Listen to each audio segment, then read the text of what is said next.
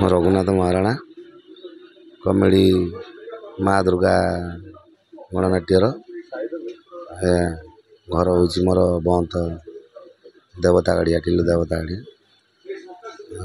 ଏଇ ବର୍ଷ ନୂଆ ଆମର ମା ଦୁର୍ଗାରେ ଯୋଗ ଦେଇଛି। ମା ଦୁର୍ଗା ପାର୍ଟିରେ ବି ମାନେ ଭଲ ମନକୁ ଆସିଛି ବୋଲି ଆସିକି ଏଠି ଯୋଗ ଦିଆହେଇଛି।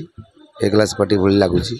ତାର ପରିବେଶ, ତାର ଲାଇଟ୍ ଫାଇଟ୍, ସାଜସଜ୍ଜା ସବୁ ଗୋଟେ ଏ କ୍ଲାସ୍ ପାର୍ଟି ଭଳି ଲାଗୁଛି ବୋଲି ଏ ବର୍ଷ ଆମର ମାଲିକ ଯିଏ ନନ୍ଦଦୁଲାଲ ଘଡ଼େଇ ବା ସାରେ ତାଙ୍କୁ ଆମେ ସମସ୍ତେ ଜାଣୁ। ଜଣେ ଦୀର୍ଘ ଦିନର ରାଇଟର, ଡିରେକ୍ଟର, ମ୍ୟୁଜିସିଆନ୍ ସବୁ ପ୍ରକାର ଗୁଣ ତାଙ୍କ ପାଖରେ ଅଛି।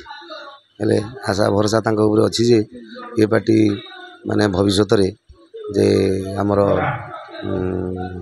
ଉତ୍ତରତର ଉନ୍ନତି କରିବ ବା ପ୍ଲସ୍ ଧମାକା କରିବ ବୋଲି ଆଶା। ଆଉ ସେଇ ଭରସା ବିଶ୍ୱାସ ନେଇ ଗୋଟେ ଏଠିକି ଆସିବା ହେଇଛି। ଆଉ ନିଶ୍ଚିତ ଆମର ମେସେଜ ଯେ ଦର୍ଶକ ହେଉଛନ୍ତି ଆମର ଭଗବାନ, ତାଙ୍କୁ ଆଉ ମେସେଜ କ'ଣ ଦେଇପାରିବୁ। ନାଟକ ମାଧ୍ୟମରେ ତାଙ୍କ ପାଖକୁ ଗଲାବେଳକୁ ଆମକୁ ଟିକେ ସ୍ୱର୍ଗ ସୁଖ ଲାଗେ। ଯେଉଁ ସୁଖଟା କି ଆମେ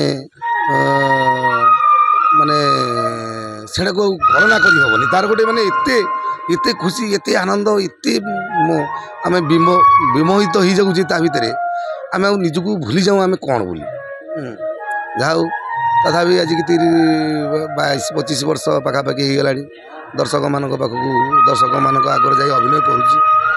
ଆଉ ଦର୍ଶକମାନଙ୍କର ଏତେ ଆପଣାର ହେଇପାରିନି ଯାହାଦ୍ୱାରା କି ଯେ ମୁଁ ଯେତେ ଅନୁଷ୍ଠାନରେ ସବୁ ରହିଲି, ମୁଁ ରହିବା ପୂର୍ବରୁ କେଉଁଠି ସବୁ ନାଟକ ସବୁ ସୁଟିଂ ହେଇଯାଇଛି, ଫିରି ଆସିଗଲା ପରେ ନାଟକ ସୁଟିଂ ହେଇଛି।